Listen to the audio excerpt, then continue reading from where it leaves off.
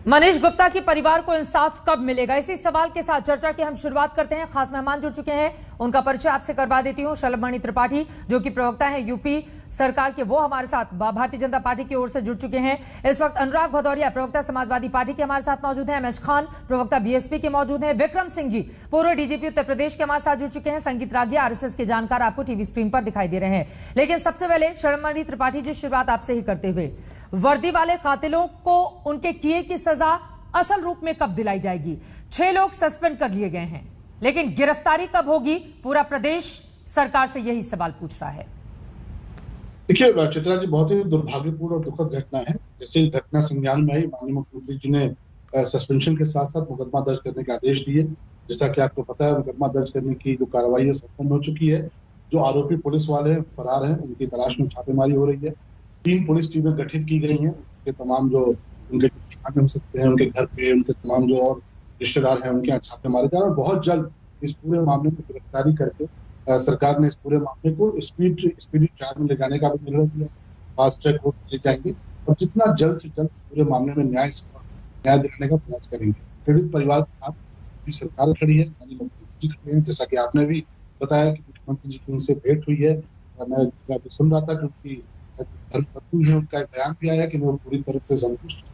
मुख्यमंत्री जी ने जो शीलता दिखाई, जो मानवता दिखाई, उसको लेकर ठीक है। मुझे लग रहा है कि थोड़ी देखिए, शलभमणि त्रिपाठी जी की आवाज स्पष्ट तौर पर नहीं आ पा रही है, प्लीज आप उसको तुरंत ठीक कीजिए। लेकिन अनुराग भदौरिया जी, सीधा सा सवाल, शलभमणि त्रिपाठी का यह कहना है कि परिवार जो जांच अब तक हुई है उससे संतुष्ट है। मुख्यमंत्री की ओर से पूरा भरोसा दिया गया है कि परिवार को जल्द से जल्द न्याय मिलेगा। स्पीडी ट्रायल की बात यहां पर की जा रही है। अनुराग भदौरिया जी। मुझे चित्रा जी, मुझे 2 लाइनें याद आती हैं दुष्यंत जी की, मैं सुना दूं तो अच्छा रहेगा।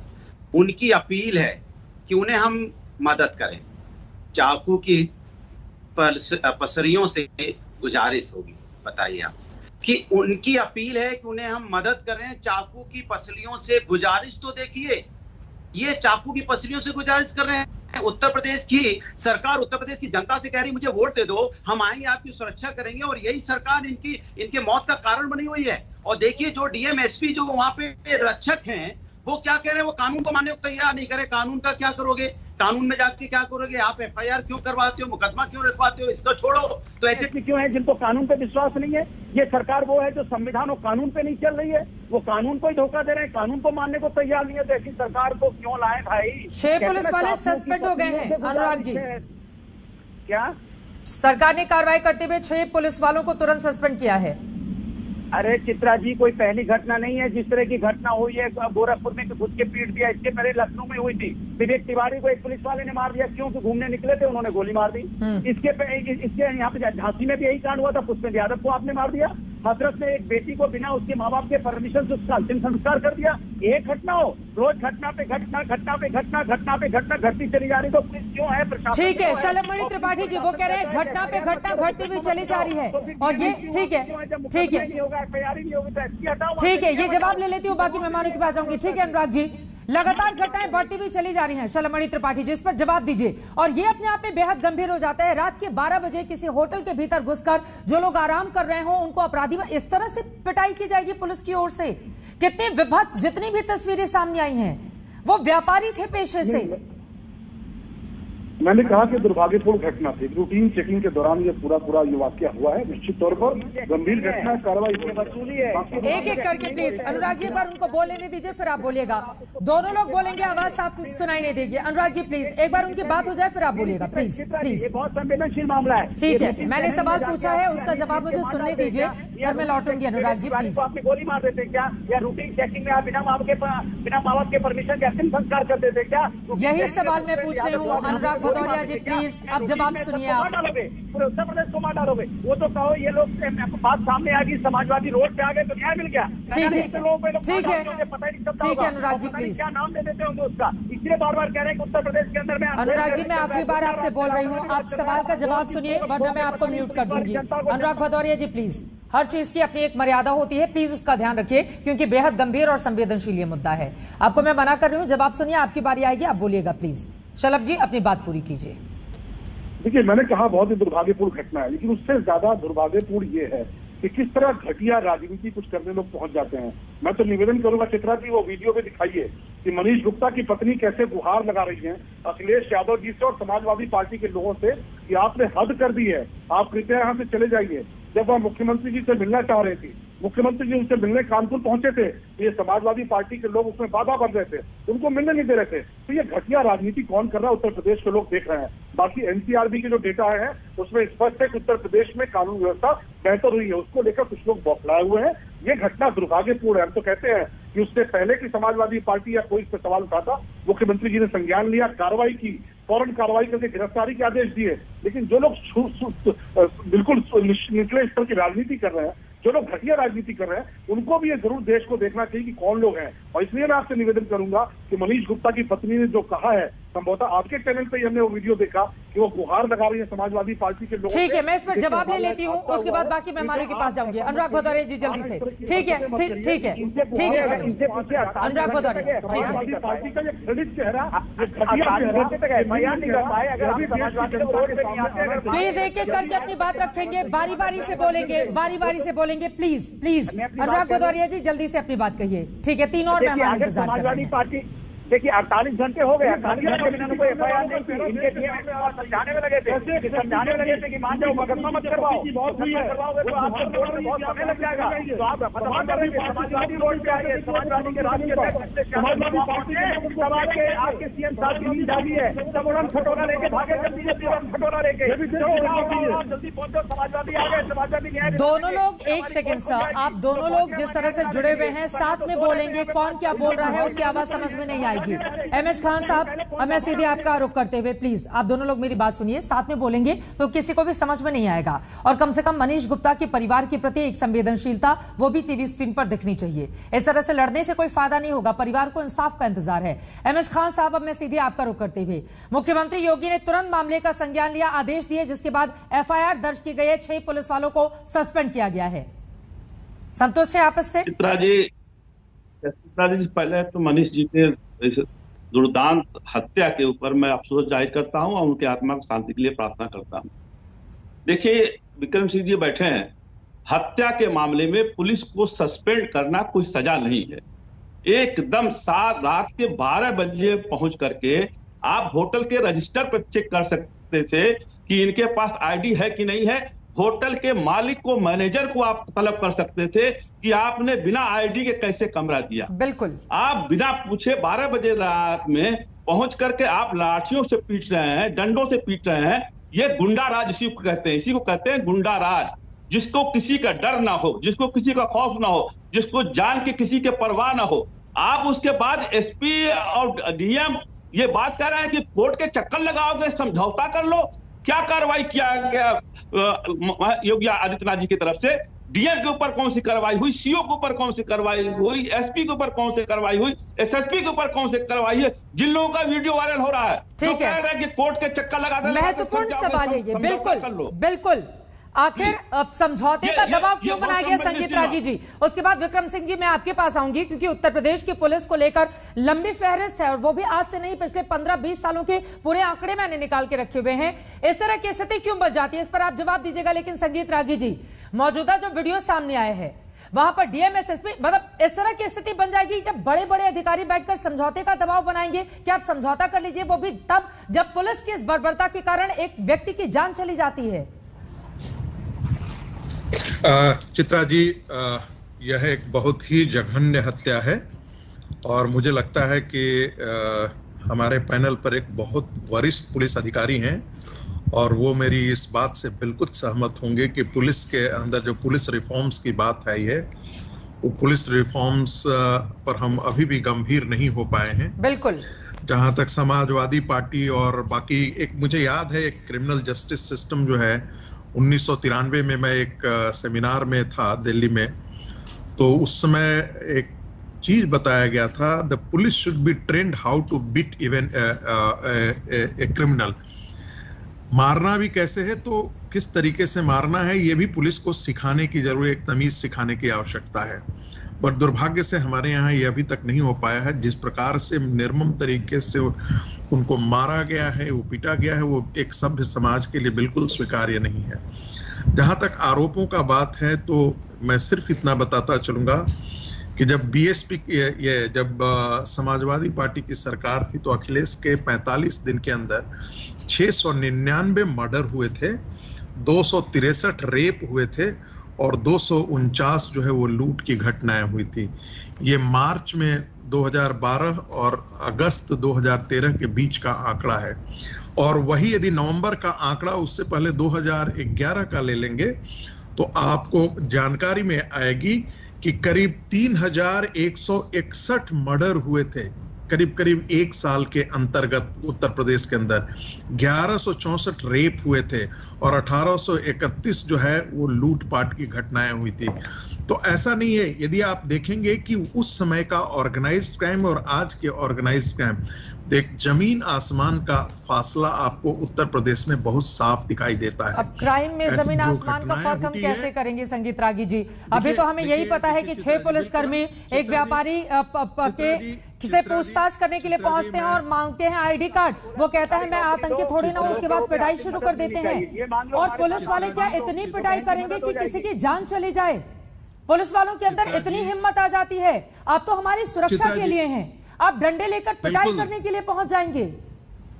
बिल्कुल चित्रा जी, मैं आपसे सहमत हूं। यह किसी भी सभ्य समाज के अंदर स्वीकार्य नहीं है और मुझे लगता है कि जो कठोरतम कार्रवाई होनी चाहिए उत्तर प्रदेश सरकार के द्वारा वो किया जाना चाहिए। मुझे लगता है कि जो सस्पेंशन होता है वो फर्स्ट स्टेप होता है। सस्पेंशन एक दंड देने की भी हमारे भारतीय संविधान के अंदर प्रक्रिया है और मुझे लगता है कि उसका पहला स्टेप जो है, पहला स्टेप तो लिया गया है, लेकिन ये स्टेप नाकाफी है। सस्पेंड किया जाना कोई, और अगर किसी व्यक्ति की जान चली गई है, विक्रम सिंह जी ठीक है, एमएच खान कह रहे हैं कि बर्खास्तगी होनी चाहिए, लेकिन विक्रम सिंह जी ये तो बहुत दुर्भाग्यपूर्ण, जिस खाकी वर्दी पर आंख बंद करके समाज भरोसा करता है, अगर वही खाकी वर्दी गुंडे के रूप में होटल में घुसकर गुंडागर्दी करे और एक व्यापारी के साथ इस तरह का बर्ताव करे कि उसकी जान चली जाती है, बाद में वहां पर सबूत मिटा दिए जाते हैं, इस तरह की हिमाकत की जाती है, फिर सीनियर अधिकारी बैठकर परिवार को समझाते हैं कि आप मान जाइए,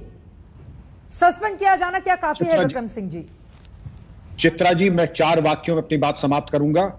मैं सभी विद्वान पैनलिस्ट की पीड़ा और क्षोभ को समझ रहा और उनका साथ हूं और मैं उनका सहयोग और समर्थन करता हूं। उनकी पीड़ा में मैं सहानुभूति रखता हूं मृतक परिवार से और उनकी श्रीमती जी जो मीनाक्षी गुप्ता जी हैं। लेकिन चित्रा जी, ये शर्म की इमारत एक दिन में नहीं बनी है। इसको बनाने में एक एक ईंट करके 10 साल से जब हमने इस तरीके के उदंड तत्वों का मन ऊंचा किया, उनका मनोबल बढ़ाया, जहां 0 टॉलरेंस होनी चाहिए थी, हमने संदेश ये दिया कि तुम कुछ भी तांडव करके आओ, तुम्हारा कुछ होने वाला नहीं है। उसके बाद इस प्रकार की घटनाएं घटित होती हैं। उसका प्रमाण ये है कि जब ये दुर्घटना हुई, वरिष्ठ अधिकारियों ने अपने बयान बदल करके, बिल्कुल पुलिस रिफॉर्म्स तो जब आएंगे, लेकिन सबसे पहले मैं एमएच खान साहब की बात को पूरी तरह से सहयोग करते कहूंगा, पहले हत्या का अपराध पंजीकृत हो और 24 घंटे के अंदर जो कार्रवाई होनी चाहिए थी। नंबर 1, हत्या का मुकदमा, निलंबन, डिसमिसल का मतलब होता है सस्पेंशन, डिसमिसल, जेल का भेजा जाना और रासुका के अंतर्गत निरुद्ध करना, जिससे कि कड़ा संदेश देश भर में जाए कि हम इस तरीके के किसी भी अपकृत्य में न सहयोग करते हैं और हम 0 टॉलरेंस रखते हैं। चित्रा जी, एक कहावत है पुलिस में, जब औलाद नालायक होती है तो बाप बुढ़ापे में रिक्शा खींचता है। जिस तरीके से इन्होंने आज किरकिरी डीएम एसएसपी की ये नालायक औलाद है, इसका साथ क्यों दिया जा रहा? कौन सा पुत्र मोह है धृतराष्ट्र का कि इनके पीछे हम लगे हैं इनको बचाने में? इनको पहले सांस में एमएच खान साहब ने सही कहा, न सिर्फ जेल भेजना चाहिए था, बर्खास्त करना चाहिए था। नहीं किया हमने, अभी भी नहीं किया। शलभ मणि जी को मेरा ये संस्तुति होगी, तत्काल कम से कम आज तो इतना हम कर ले, कुछ तो प्रायश्चित होगा। उनके खून के छींटे अभी भी दिखाई पड़ रहे हैं और उनकी मौत, ये तो देखिए चित्रा जी, कहा गिर करके मेरे पुलिस अधिकारी को इतना, मैं यहां नोएडा में बैठ कर सकता हूं, गिर के ऐसे मौत नहीं होती है। ये सिपाही होटल में क्या करने गए थे? ये रिश्वत के चक्कर में, धन उगाही के चक्कर में गए थे। पोस्टमार्टम रिपोर्ट सामने आ चुकी है, पूरी बॉडी में चोट के निशान हैं। पुलिस कितने भी पर्देदारी की कोशिश करे, पीएम रिपोर्ट को कैसे खारिज करेगी वो? चित्रा जी, आखिरी वाक्य, ये उसके लिए एसआईटी की जरूरत नहीं, एसआईटी बनाने की जरूरत नहीं है। मैं चेहरा पढ़ के बता सकता हूं कि अनुशासनहीन है, उदंड है, शराबी है, अय्याश है, दुराचारी है। मैं चेहरा पढ़ के, अगर आपको तस्दीक करना कीजिए, एसआईटी बना करके क्या कितनी पंचवर्षीय योजना हम बनाएंगे। ये काम फैसला देश और उत्तर प्रदेश आज चाहता है, वरना कल तक जवाब चाहिए हमें। शैलमणि त्रिपाठी जी, जवाब दीजिए। जिस सवाल विक्रम सिंह जी के, किस बात का इंतजार किया जा रहा है सरकार की ओर से? नहीं, कोई इंतजार नहीं है। विक्रम सिंह साहब बहुत वरिष्ठ पुलिस अधिकारी रहे हैं और ये भी ये जानते हैं कि बहुत से प्रकरणों में अगर आप सीधे बर्खास्त करते हैं तो पुलिस के यही लोग कोर्ट जाते हैं और कोर्ट से उनको किस तरह की राहत मिलती है। और मैं ये बात बताना चाहूंगा कि उत्तर प्रदेश में पहली सरकार है आजादी के बाद जिसने अब तक 1000 पुलिस कर्मियों के खिलाफ कार्रवाई की है। 500 से ज्यादा लोग बर्खास्त किए हैं। विक्रम सिंह साहब से पूछिए, मैं कोई झूठ नहीं कह रहा, ये बताएंगे इस बात को कि पहली ऐसी सरकार है जिसने चुनकर ढूंढ कर जो दागी पुलिस वाले हैं उनको जेल भेजा, उनको बर्खास्त किया। और सिर्फ पुलिस में नहीं, तमाम विभागों में जो भ्रष्टाचारी लोग थे, तमाम विभागों में जो दागी लोग थे, उनके खिलाफ कार्रवाई हुई। और आप यकीन रखिए कि इस मामले में भी कार्रवाई होगी। इस मामले में मुख्यमंत्री जी ने कह दिया है बर्खास्तगी होगी, जेल भी जाएंगे और साथ ही साथ एक अपराधी की तरह, जिस तरह का अपराधी कोर्ट के अंदर ट्रायल को फेस करता है उसी तरह का अपराधी की तरह इनसे व्यवहार किया जाएगा। ये कोर्ट में उस ट्रायल को फेस करेंगे। हमारा प्रयास होगा कि हम इनको हत्या के मामले में, जो जघन्य जो हत्या का मामला होता है जिसमें सजा दिलाई जाती है, वो दिलाने का हम प्रयास करेंगे। कहीं से कोई इनके प्रति कोई रहमत या किसी तरह का इनके प्रति कोई नरमी नहीं होगी। एक ये पुलिस के लोग थे, अपनी कार्रवाई करने गए थे, इन्होंने जो किया है वह दुर्भाग्यपूर्ण है। और 6 पुलिस वालों की करने के लिए हम योगी आदित्यनाथ जी की सरकार ने जो बेहतर काम किए हैं, हम उसको लेकर कोई टेंशन नहीं उसको लेने देंगे। हम निश्चित तौर पर कार्रवाई करेंगे, कड़ी कार्रवाई करेंगे। विक्रम सिंह जी, आप कुछ बोलना चाह रहे थे? मैं लौट रही हूँ अनुराग आपके पास। बेजा इस्तेमाल पुलिस नहीं कर सकती है, इस बात को पुलिस को और पुलिस के आला अधिकारियों को समझना होगा। विक्रम सिंह जी, आप बेजा इस्तेमाल, अगर आपके पास पूरी ताकत है तो आप उन ताकतों का गलत इस्तेमाल नहीं कर सकते हो, ताकि एक मासूम, उसके पूरे परिवार की सोचिए, उनके पति, उनका छोटा सा मासूम बच्चा है, सबको सड़क पर लाकर खड़ा कर दिया है इन पुलिस वालों ने। ये कौन सी ड्यूटी निभाने के लिए गए थे आधी रात को? परिवार खत्म हो गया चित्रा जी। और मैं शैलमणि कहूंगा योगी सरकार ने बहुत अच्छे काम किए। आपके बिल्कुल सही कहा, जितनी बर्खास्तगी हुई है, लेकिन इसको मैं ये भी कहूंगा, अंग्रेजी में एक कहावत है, you have to be cruel to be kind. जिन लोगों ने आपके साथ, योगी जी के साथ विश्वासघात किया है, उनके साथ इतना उदार दृष्टिकोण क्यों? उनके लिए तो शलभ जी वही होनी चाहिए सजा जो कि एक आतताई, एक हत्यारे की होती है। और जितनी आप कड़ाई करेंगे उतने ही मैं समझता हूं कि हमारी सत्यनिष्ठा के ऊपर जनता को विश्वास आएगा। लेकिन अभी भी कुछ अधिकारी उदार दृष्टिकोण अपना रहे हैं, एसआईटी बना रहे हैं, ये बिल्कुल अस्वीकार है। शलभ जी, अच्छे काम के लिए भी जरूरी है कि इन 6 लोगों को बर्खास्त करके एनएसए लगा के एक कड़ा संदेश राष्ट्र को आज दे दिया जाए, जीरो टॉलरेंस ऐसे आपराधिक तत्वों के ऊपर। बोलिए अनुराग जी, जल्दी से अपनी बात रखिए। एमएच खान साहब, मैं आऊंगी, ब्रेक के लिए जाना है। अनुराग की बात जल्दी से क्यों चित्रा जी? अनुराग भदौरिया, एक सेकंड प्लीज, क्योंकि सवाल पूछेंगे जल्दी से क्यों, मैं पूछना चाहता हूँ। इसके पहले इन्होंने एसआईटी और क्या क्या गठन किया था उत्तर प्रदेश में? जब यहाँ लखनऊ विवेक तिवारी की हत्या हुई थी तो किसको सजा मिल गई? हाथरस में बेटी के साथ अन्याय हुआ, वहाँ पे इंक्वायरी आपने बैठाई, उसके बिना मावा परमिशन से आपने उसका अंतिम संस्कार कर दिया, फौजी सजा मिल गई। पुष्पेंद्र यादव पे आपने इंक्वायरी बैठाई, फौजी सजा मिल गई। इसके मतलब आप उत्तर प्रदेश के अंदर में हत्याएं करते जाएंगे, इंक्वायरी पे इंक्वायरी, एसआईटी पे एसआईटी बनाते जाएंगे, फिर मीडिया से भी न्यूज खत्म, महीना 2 महीने बाद सब भूल गए। आप ये चाहते क्या उत्तर प्रदेश के अंदर में? योगी जी कहते हैं, कल एक इंटरव्यू में कह रहे थे कि गोरखपुर से अच्छे काम शुरू होते हैं, यही अच्छे काम गोरखपुर से शुरू। चलिए ठीक है, सवाल का जवाब शैलमणि त्रिपाठी से मैं लूंगी। एक छोटे से ब्रेक के लिए मुझे रुकना है, बाकी मेहमानों के पास भी मैं फौरन लौटूंगी। लेकिन अपने आप में बड़ा सवाल है, जिस पुलिस वालों के कंधे पर समाज के लोगों की सुरक्षा की जिम्मेदारी होती है, अगर उसी खाकी का इस तरह का चेहरा सामने आएगा जो कलंक कथा के तौर पर जाना जाएगा, ये अपने आप में बेहद दुर्भाग्यपूर्ण और शर्मनाक है। क्या किया जाना चाहिए ताकि दोबारा ऐसी स्थिति देश के और प्रदेश के किसी भी हिस्से में पैदा नहीं हो? यहीं से चर्चा में आगे बढ़ेंगी। और शैलमणि त्रिपाठी जी, सबसे पहले आपका ही रुख करते हुए मैं अनुराग आर्य, एक वीडियो हम दिखा देते हैं, क्योंकि शैलमणि जी ने एक वीडियो का जिक्र किया था। अनुराग, उस पर आपका ही जवाब दूंगी। ये वीडियो देखिए, ये वीडियो एक बार सुनते हैं इस पूरे वीडियो को, उसके बाद मैं आती हूँ अनुराग आपके पास।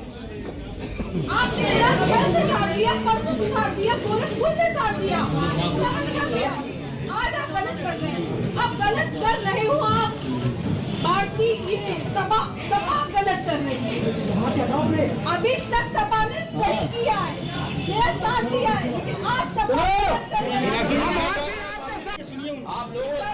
मीनाक्षी गुप्ता, मनीष गुप्ता की पत्नी है अनुराग भदौरिया, इस पर आपकी टिप्पणी। वो कह रही है अब तक सपा ने मेरा साथ दिया है, लेकिन अब सपा गलत कर रही है। क्या आप लोग राजनीति कर रहे हैं इस पूरे मामले पर?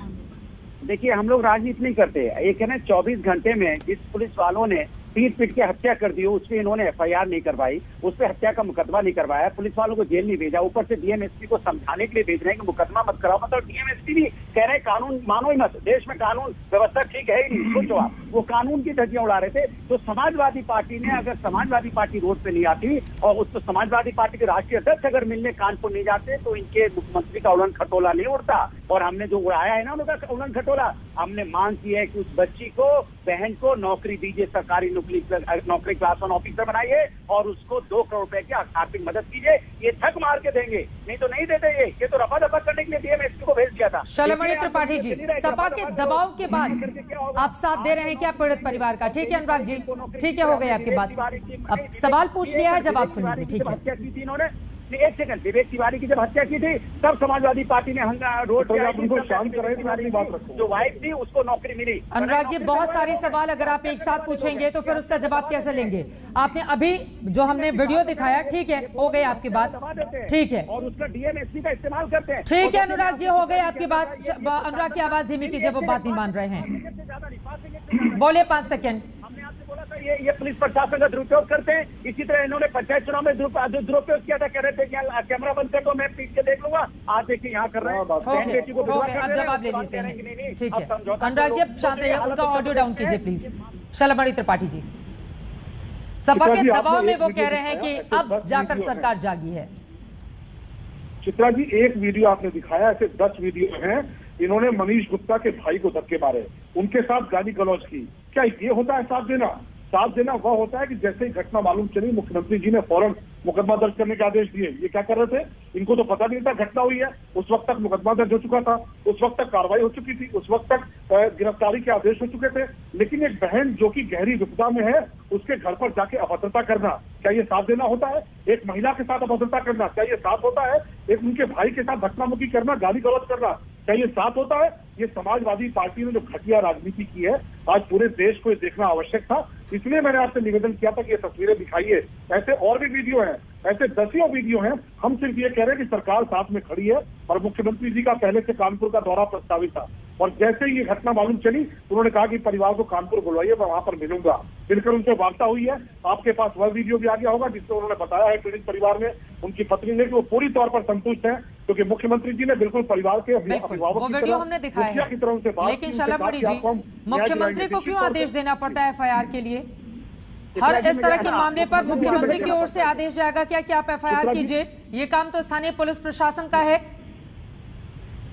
चित्रा जी, मैंने कहा ना कि देखिए दुर्भाग्यपूर्ण घटना है, लेकिन यह घटना जैसे ही संज्ञान में आई, निश्चित तौर पे जो वीडियो आप दिखा रही हैं और जिस वीडियो को लेकर विवाद खड़ा हुआ है, उस पर भी मैं बता दूं कि वो आधा अधूरा वीडियो है, वो पूरा वीडियो नहीं दिखाया गया। वहां पर क्या बातचीत चल रही है, उस बातचीत का पूरा वीडियो देखेंगे आपको समझ में आ जाएगा। नीचे तौर पर भी जो अधिकारी थे उन्होंने कार्रवाई करने की कोशिश वहां पर शुरू कर दी थी, लेकिन जैसे ही यह प्रकरण मुख्यमंत्री जी के संज्ञान में आया, मीडिया के पास भी बाद में आया, उसके पहले मुकदमा दर्ज हो चुका था, कार्रवाई हो चुकी थी, गिरफ्तारी के आदेश हो चुके थे। पहले दिन शैलमणि त्रिपाठी जी, मुझे पता है आपकी जानकारी में होगा, लेकिन मैं बोल देती हूँ यहाँ पर।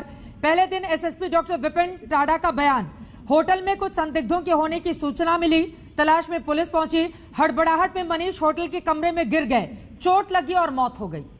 इतना बड़ा अधिकारी इस तरह का बयान देता है, इतना बड़ा अधिकारी शैलमणि त्रिपाठी। ठीक है अनुराग जी, मैं एक बार एमएच खान साहब आपकी बात हो जाए, आप लगातार नहीं, ठीक है 5 सेकंड के लिए मैं आऊंगी, आप 5 सेकंड नहीं बोलते हैं एमएच खान साहब। लेकिन मुख्यमंत्री ने तो तुरंत संज्ञान लिया ना एमएच खान जी, और तुरंत उनको बाहर भी किया गया और परिवार भी संतुष्ट नजर आ रहा है जिस तरह की जांच आगे बढ़ रही है। एमएच खान,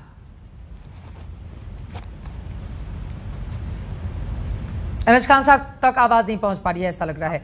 बोल लीजिए अनुराग जी, जल्दी से अपनी बात पूरी कीजिए। ठीक है, मैं आपसे कह रहा हूँ जैसा कि मालूम चला है कि आप गोरखपुर से आती है, आप गोरखपुर से, आप जब समाजवादी की सरकार में थी, आप कितनी सुरक्षित आती होंगी। आज गोरखपुर में आप अनुराग भदौरिया, जब गोरखपुर गए, कहीं होटल में रुकना पड़ा तो इस तरह की घटना, पुलिस वाले पीट के ना किसी को मार डाले, आज आपको खुद डर लगेगा चित्रा जी।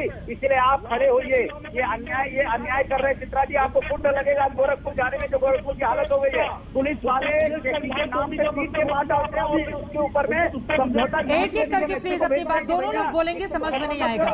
ये हालत आपने सब कर दी है। एक घटना लगातार घटना, क्या लखनऊ की घटना, बेरोजगारी की हो, चाहे हसरत की घटना हो, चाहे उन्नाव की घटना हो, चाहे वहाँ पे झांसी की घटना हो, झांसी में आपने को मार डाला, आपने कितने लोग, समाजवादी पार्टी रोड पे। कोई भी बात समझ में नहीं आ पा रही है। संगीत रागी जी कुछ कहना चाह रहे थे, प्लीज आप एमएच खान की आवाज जल्दी से ठीक कराइए, उसके बाद विक्रम सिंह जी के पास में जाऊंगी। अनुराग भदौरिया जी, प्लीज, ये व्यक्तिगत टिप्पणी का मामला नहीं है, ये मामला बेहद गंभीर और संवेदनशील है। इस तरह की स्थिति पैदा नहीं हो, उसको रोकने के लिए क्या करना चाहिए उस पर डिबेट किया जाना बहुत जरूरी है, और जो दोषी पुलिसकर्मी उनके खिलाफ कार्रवाई होनी चाहिए। संगीत रागी जी पहले अपनी बात कीजिए, फिर विक्रम सिंह जी के पास में जाऊंगी। प्लीज एमएच खान को ऑडियो ठीक कीजिए। देखिए चित्रा जी, आज का जो विमर्श है वो बहुत संवेदनशील है और दो महत्वपूर्ण इसके पक्ष हैं। एक तो है वो पुलिस की कार्य प्रणाली और कार्य संस्कृति को लेकर के है। कोई भी पॉलिटिकल पार्टी यदि इससे पहले यदि आरोप लगाता है कि पुलिस की संस्कृति कोई बहुत पहले अच्छी थी, तो मैं ऐसा मानने के लिए तैयार नहीं हूँ, इसीलिए मैंने पहले आंकड़ा दिया था।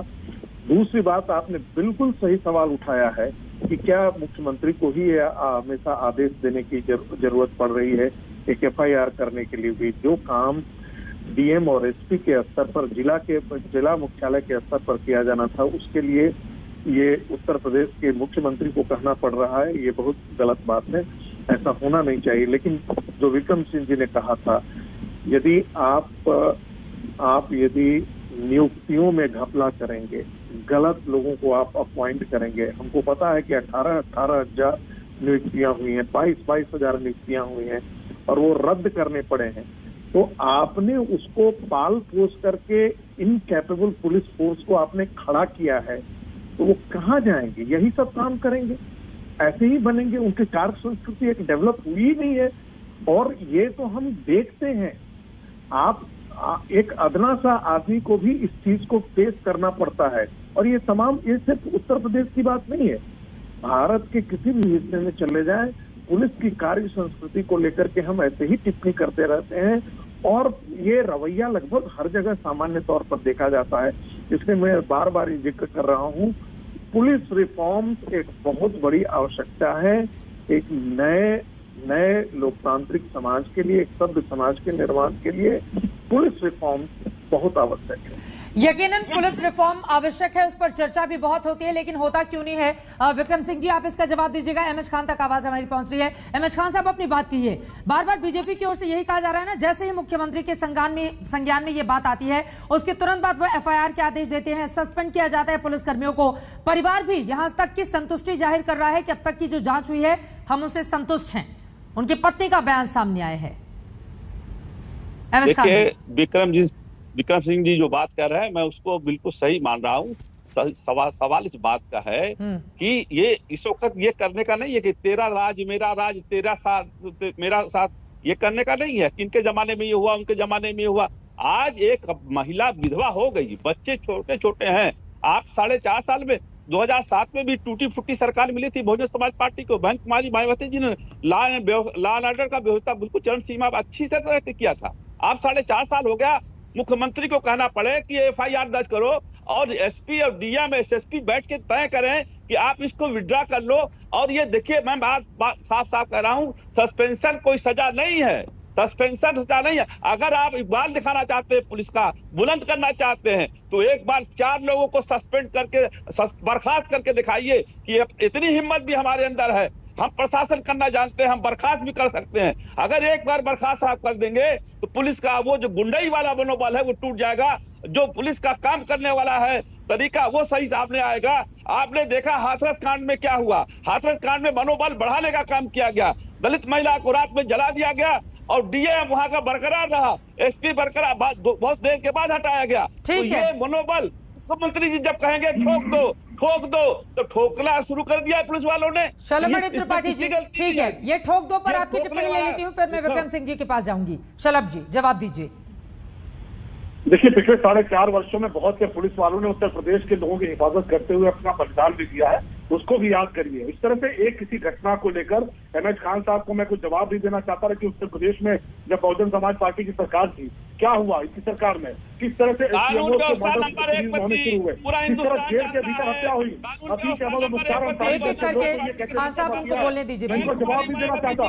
देखिए, उत्तर प्रदेश में पिछले 4.5 सालों के भीतर लोगों ने रूल ऑफ लॉ देखा है, कानून का राज देखा है। उत्तर प्रदेश में ऐसे जिन्होंने भी कोशिश किया है उनके खिलाफ सख्त कार्रवाई हुई है। जो भी करेगा उसको सख्त कार्रवाई भुगतनी पड़ेगी।